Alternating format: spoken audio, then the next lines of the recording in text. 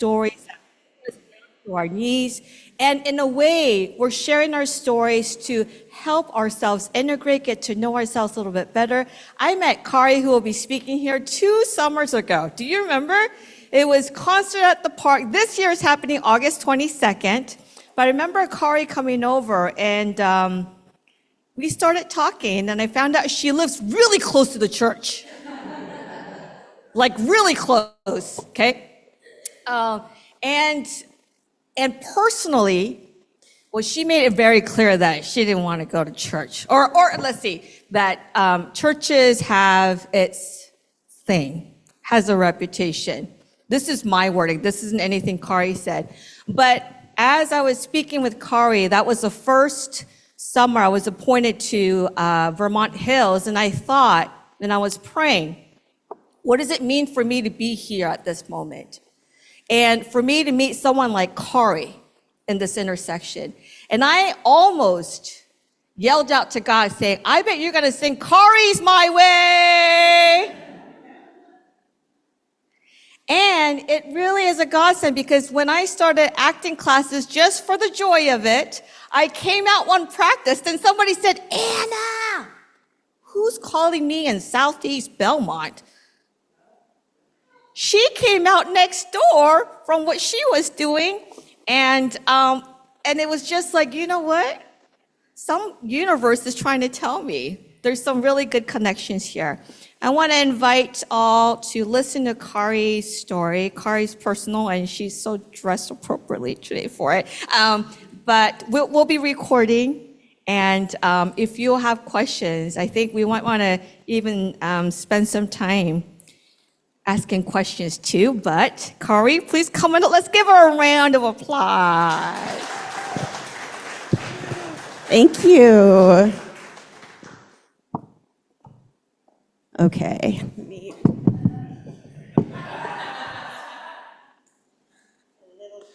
My little cards.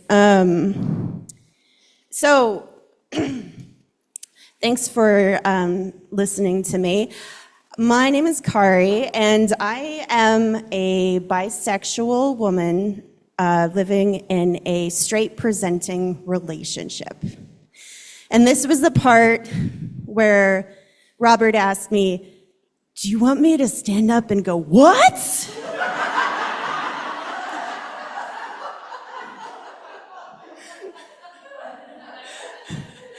And I was like, I don't know, maybe that's a little too theatrical for Sunday morning. But so I appreciate this extension of pride throughout the summer. And mine is a population that like you don't hear from a lot, or you don't know that you're hearing from a lot, because we are kind of invisible, right? A lot of people assume that if you're a queer person settling into I didn't settle, by the way, didn't mean to use that word. But if you are a queer person who has settled down into a straight presenting relationship, then in effect you're straight. And that's not the case, right? So I'm going to talk a little bit about that experience today, and also, like, why am I here telling you my story? Because, you know, a lot of people do assume, well, if you're settled down, then, like, you picked one or the other, right? Like, you made your choice. Like, that's what you are now. But no, I am a queer woman, and I am here to talk to you, to teach you a little bit about my experience, and also to show other people out there that we're out there. So first, just real quick, I'm going to talk about the bisexual umbrella. It's a hot day, so I'm not going to get too intellectual here. But when I say bisexual, I mean that I'm attracted to people of my same gender, as well as people of different gender presentation. So like myself and different than myself. I don't mean this as a way to say I'm attracted to men and women, to enforce that gender binary, which is overutilized and really harmful in our society. We are also there's this concept of like a bisexual umbrella under the LGBT flag, and I left off a lot of letters. There's a lot of letters in the umbrella, just for efficiency's sake. There's also pansexuality. These people say they're attracted to people regardless of the gender. Sometimes they say gender blind, but that the person is who they're attracted to regardless of gender. And then there's also polysexuality, not polyamory, but polysexuality, meaning you're attracted to people of various genders, but not necessarily the gender like your own. So that's the three. There's a little less in there. But when I was growing up, I didn't know any of this. And of course, like, you know, growing up in, I was, let's say, coming of age in like the 90s, right? We didn't have the internet yet, really, beyond chat rooms. Everyone wasn't like fully online all the time, telling all of their stories. And so not only did I not have like a lot of examples of like average bisexual people, but I didn't have a lot of examples of women loving women. Ellen came out on her show in the 90s, and I was like, oh, cool, wow, okay. But like, I still kind of didn't like see myself in her, you know, but I did also have all of these errant, you know, I'd have my crushes, and then there would just be women that I found to be very fascinating, but I couldn't explain why. Why is she so fascinating? I didn't have any examples to tell me, no, that's attraction too. And if you think about that attraction, and if you follow that attraction, it's something that could lead to a partnership with a person like that you could actually live out in real life.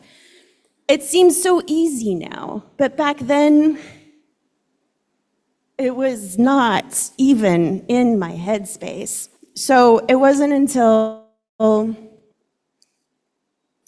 20s when I come to Portland, good old Portland's, when I was in my 20s before I realized, oh wait, this is a thing about me that I can follow through on. It's not super weird, but it's just how it happened. When I was, you know, people coming out in the 90s were largely, again, we had Ellen, we had Katie Lang.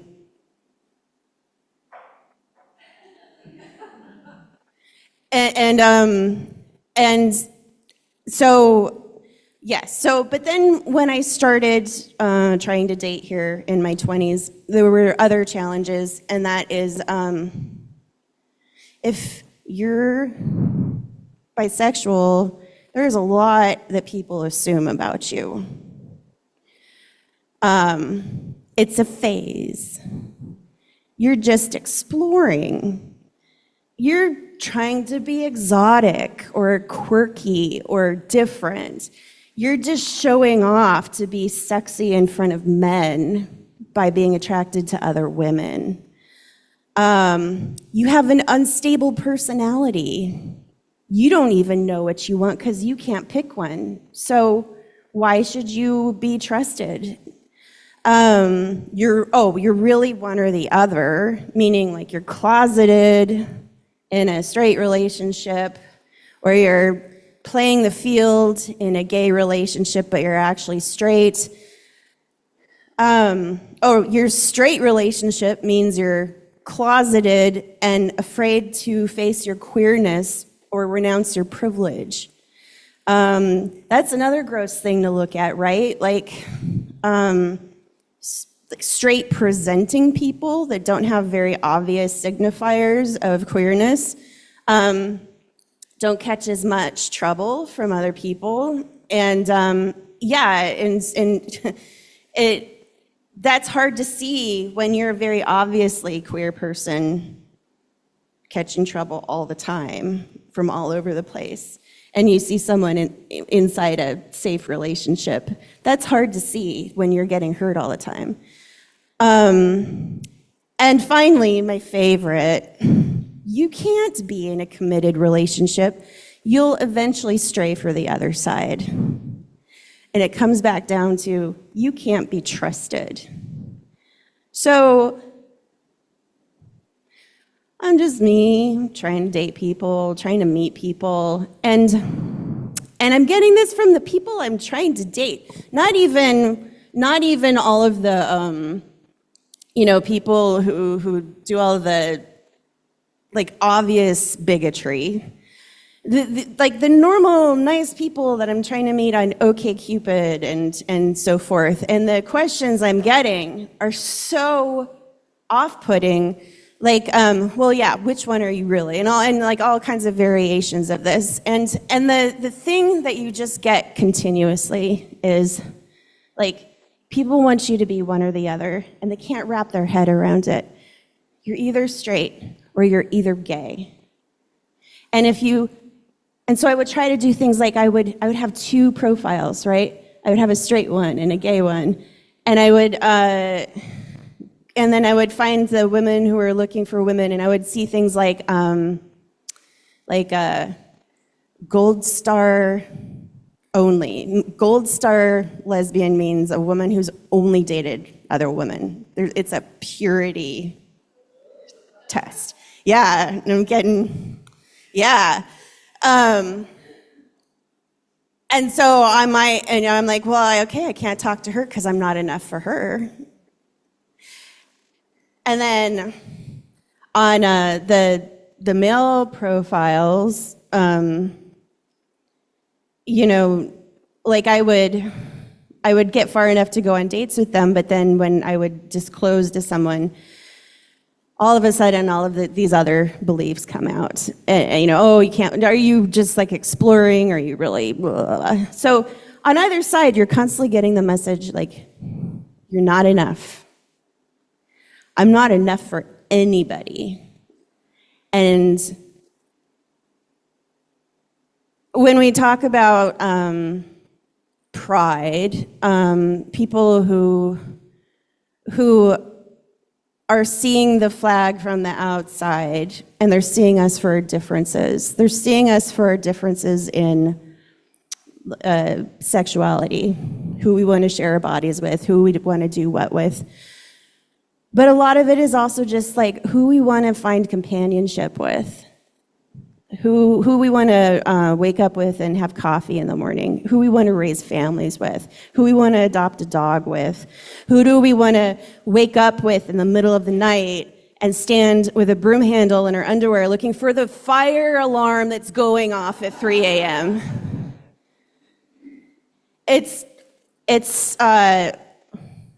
You get the message over and over again that you're not enough for either side, and you're not enough just for companionship. And that's such a hard thing to live with, and you internalize it.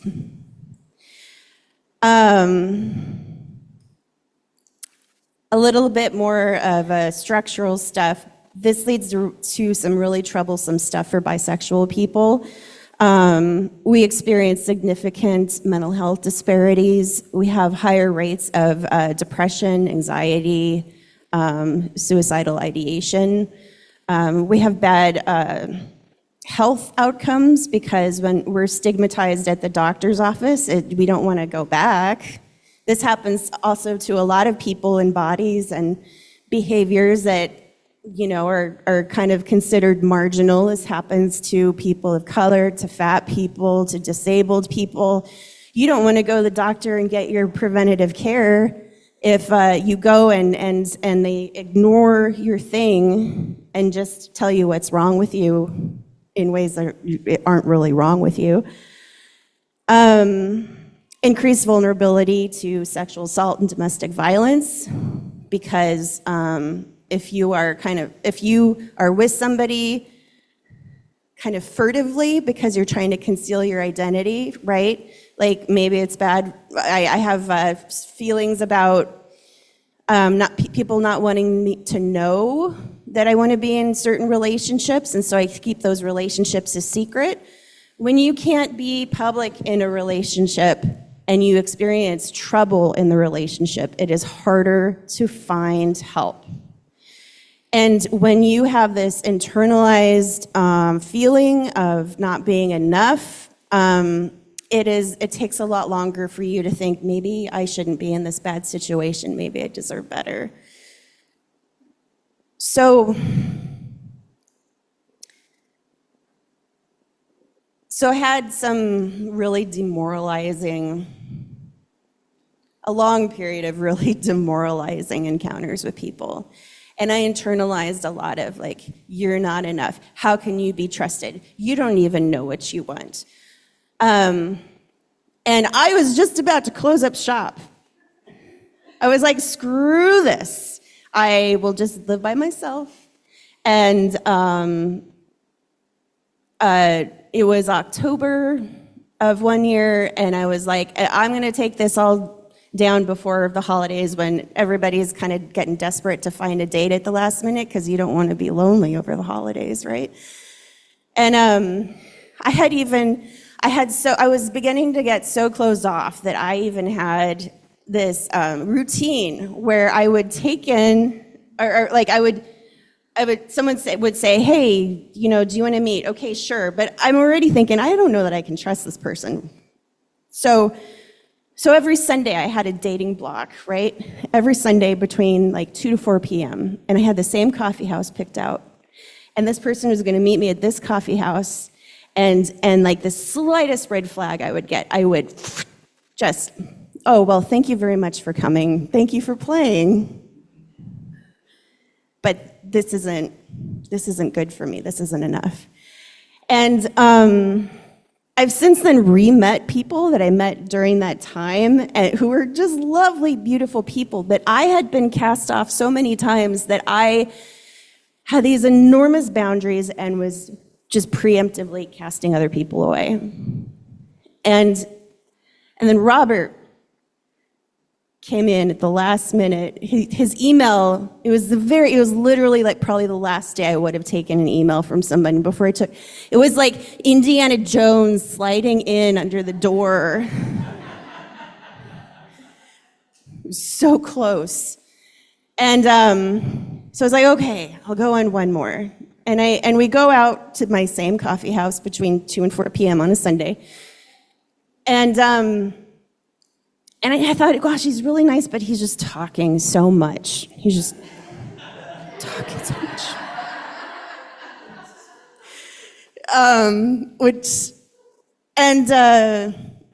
So after the date, he like emailed me later that day and he said, hey, like that was really great. I would love to go out with you again. And I was like, I said, well, I worded it more nicely than that, right? I said, you seem really nice. It's just that, like, the whole time I felt like I was listening to you and that, like, I wasn't really present.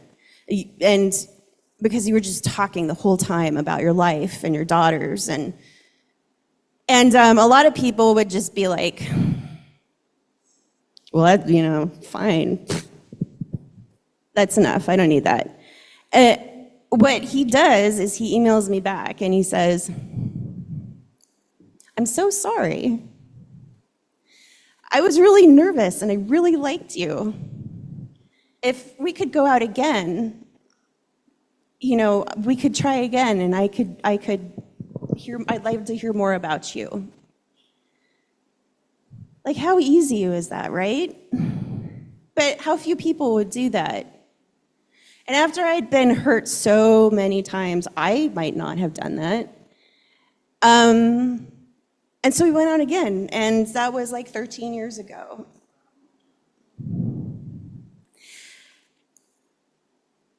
So what I want to get to is a lot of us under this rainbow umbrella have been hurt a lot, as have you. And a lot of us have very big boundaries now. as a lot of you have developed over a lifetime of having to protect yourself. And so how do we fight this? So one of the things is, I have to say one more analytical thing, which is why is bisexuality such a problem to people, or why is it such a hard framework to envelop, right? And it's because we live in this patriarchal system that requires a strict gender and sex binary for it to work, right? If we don't all have our categories, that we are kept within very strict boundaries, then the whole system starts getting chipped away. And so it is very, very important for us to look at what are these boundaries that we have between people, and which ones, some of them are very good. Some boundaries are necessary for our safety and our dignity.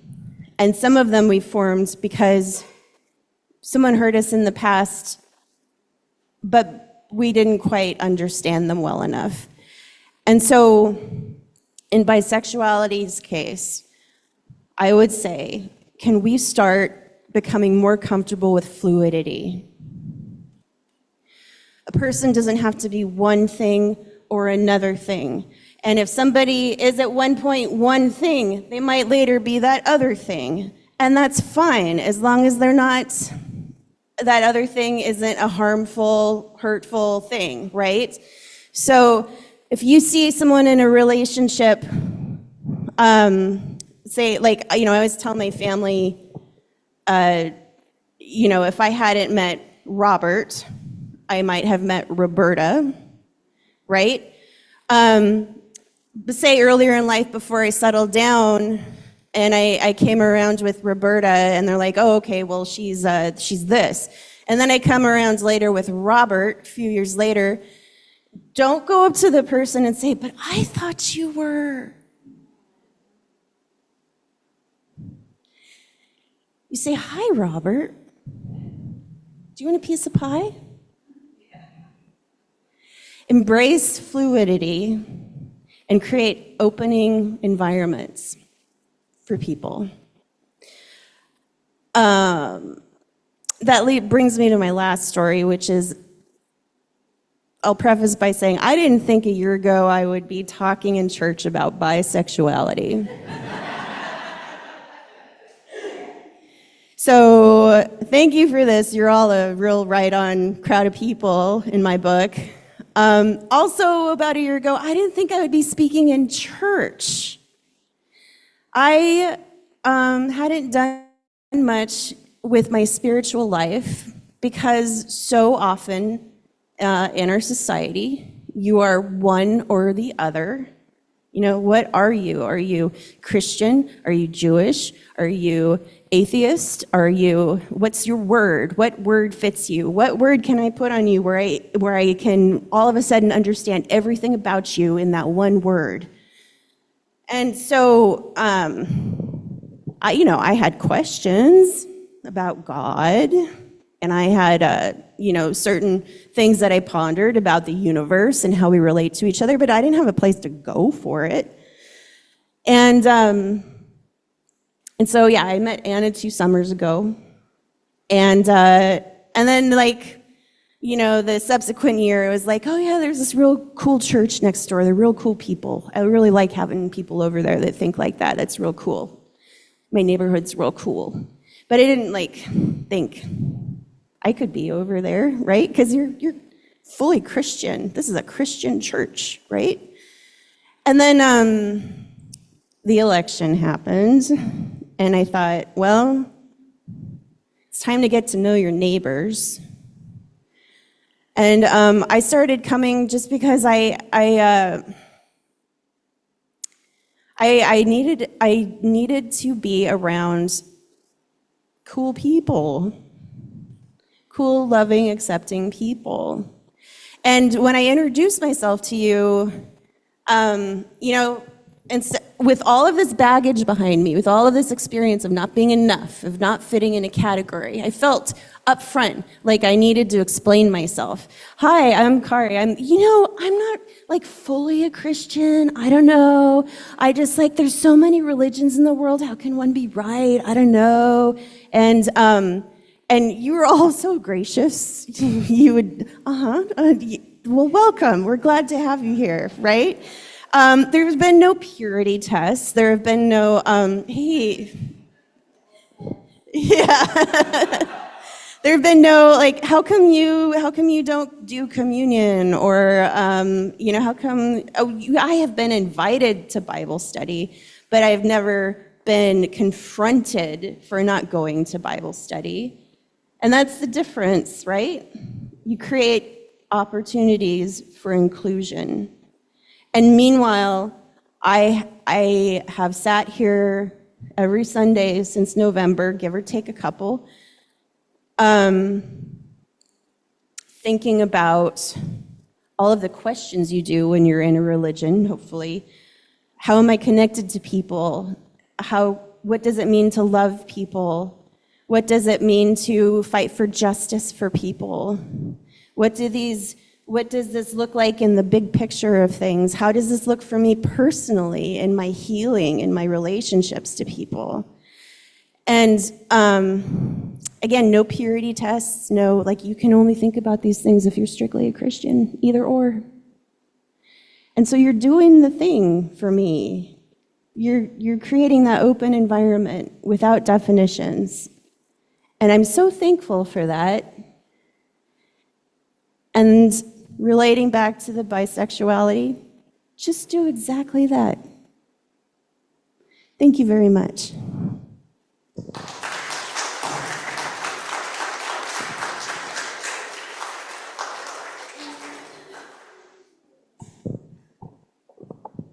Now, wasn't that a treat?